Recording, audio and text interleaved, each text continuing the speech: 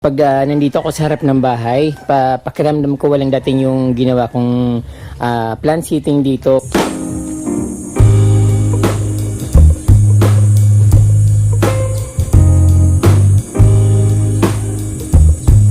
Ang problema ko lang dito kapamdi yung Pokian tea plant ko.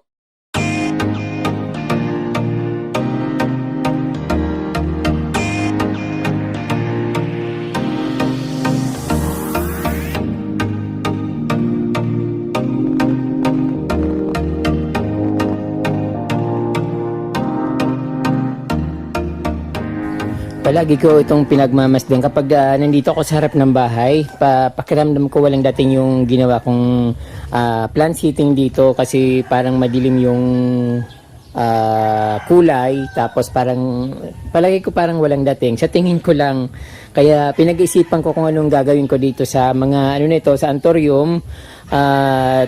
Siyempre parang gusto kong ilagay ito sa likod din kasi pag nagbubukas ako ng bintana, ayan, umano sila, parang natatamaan ng pintuan ng bintana. Kaya hindi rin siya maganda dyan. Dapat talaga ilipat ko siya. Then siyempre gusto ko yung halaman ko dito sa harap makulay at yung malakas yung dating. Kaya pinag-isipan ko kung anong gagawin ko dito, kung mayroon ba akong halaman na pwedeng ilagay dito.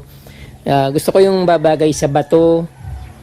Yung kulay niya dapat medyo light, then attractive. Kahit na walang bulaklak, basta yung mga katulad nito, magandang tingnan sa harap ng bahay ito. Ganito yung bigonya na tinanggal ko dito sa harapan. Parang hindi siya gumanda. Nilagay ko dun sa likod, parang naging pumayat siya. Unlike nung nandito sila sa harapan ng bahay, napakaganda nilang tingnan. Then dito nga, pinutol ko na yung makapal na halaman dito, yung crotons, yung African caricature na croton. Pinutol ko kasi masyado ng lash. Din ito rin pinutol ko rin kasi masyado ng malago. Ayun, kaya mababa siya at pinalitan ko ng mga crotons dito na may kulay. Tapos nilagyan ko ng mocha tea plant. Then ito yung pinoproblema ko kapromdi kasi parang yun nga walang dating, tapos madilim tingnan. At syempre para nabubuksan ko ng maigi yung bintana ko dito na hindi umaano sa mga dahon. Syempre pag bubukas ako, tumatama sa dahon ng antorium, parang nasasaktan din sila. So ito yung harap ng kubo ko ngayon. Kailangan talagang baguhin ko yung nasa gitna na yon para maging attractive. Hindi naman kasi siya namumulaklak. Yung bulaklak niya napakaliit, katulad nito. Parang tapos hindi halata. Hindi ko alam bakit ganyan napakaliit ng bulaklak. Samantalang yung iba ang lalaki ng bulaklak. Tapos ito ang liit. Hindi naman siya dwarf kasi lumalaki siya. Hello mga kapromdi, magandang araw sa inyong lahat. Dito ako sa aking front yard garden at naisip ko na ibabalik ko na lang yung halaman na tinanggal ko dito, but syempre may babaguhin pa rin ako. Yung anthurium na halaman dito na parang masyadong malago, tinanggal ko na. So sabi ko kasi mas maganda yung medyo may maaliwalas tingnan at medyo may kulay, hindi yung dark color. Kasi pag dark color parang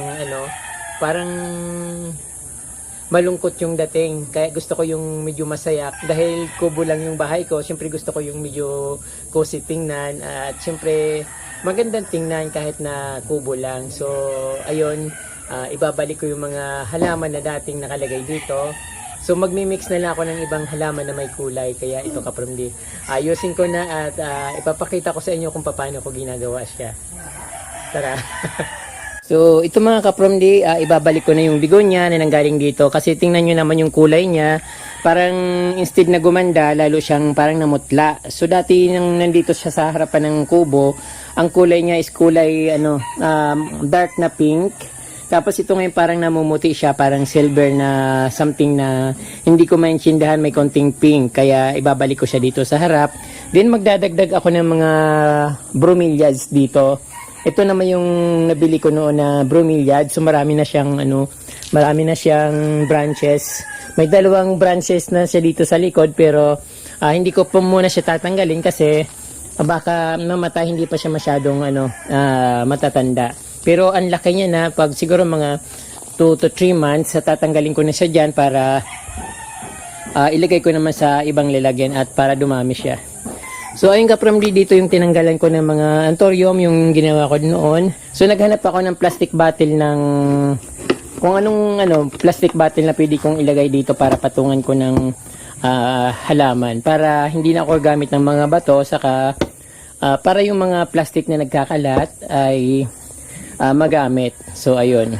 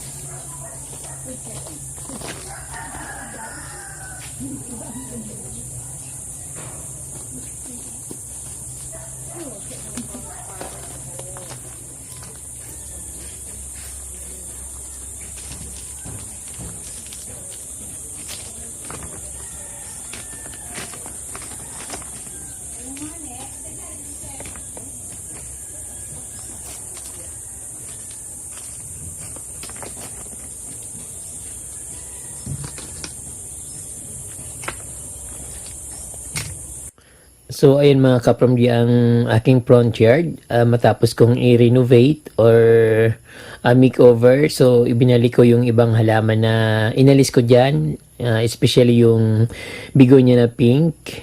At dinagdagan ko naman ng mga philodendron saka bromeliads. Ayun, medyo maputla na yung aking bigonia kasi hindi ko alam kung anong nangyari sa kanya. Yung tea plant na andyan lang, hindi ko naman siya inalis. Then, ayun, maganda yung kulay ng tea plant dito sa harap ng kubo. Saka may mga mix na bigonia. Then, ayan, nasa dingding na mga halaman. May Engyputus, efficient na flowering.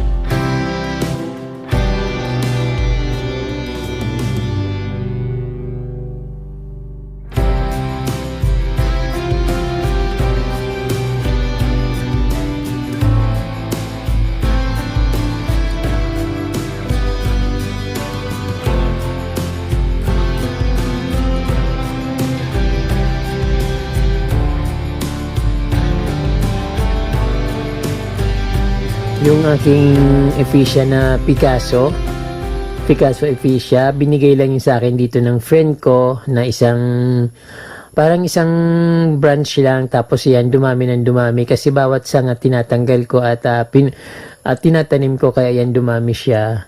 So nakapamigay na nga ako niyang ganyang ephesia na Picasso. So ayan, hindi pa masyadong malago yung iba kasi mga bagong tanim ko lang yan. Pero at least maganda na.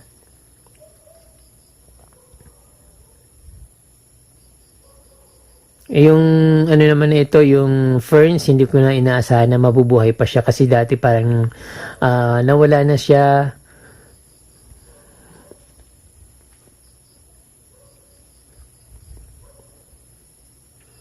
So ayun, medyo bumalik ulit yung masayang tingnan dito sa harap ng kubo kasi medyo nagkaroon ng kulay at siyempre mas magandang tingnan yung ganitong yung may parang iba-iba yung kulay ng halaman.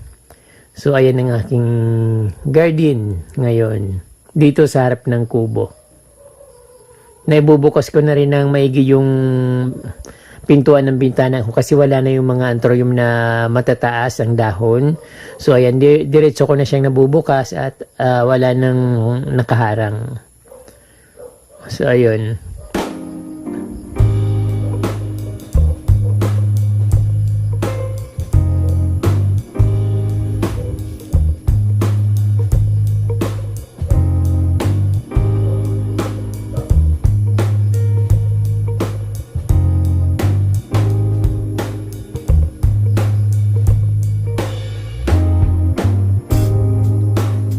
Namumuti pa rin yung mga stones, tapos yung dito pinutol ko yung Persian shade kasi masyado nang malago. So ayan, lumalabas ulit yung mga talbos. Ayan, maganda pa rin naman tingnan. But hindi katulad nung dati na maraming ferns akong nakakatanim dito sa mga mayana. So napakagandang tingnan dati nung aking garden kasi makulay na makulay dahil sa mga mayana. So yung mga mayana na yun naglaho na, pero ito maganda pa rin naman ang tingnan. Napakakulay. So yung mga stones medyo nilumot kasi sa tagal ng umuulan dito noon. So hindi basta-basta nawawala kahit na uminit ng uminit. So pero at least nabawasan na yung mga lumot. So ayun, mayroon akong rose dito na flowering.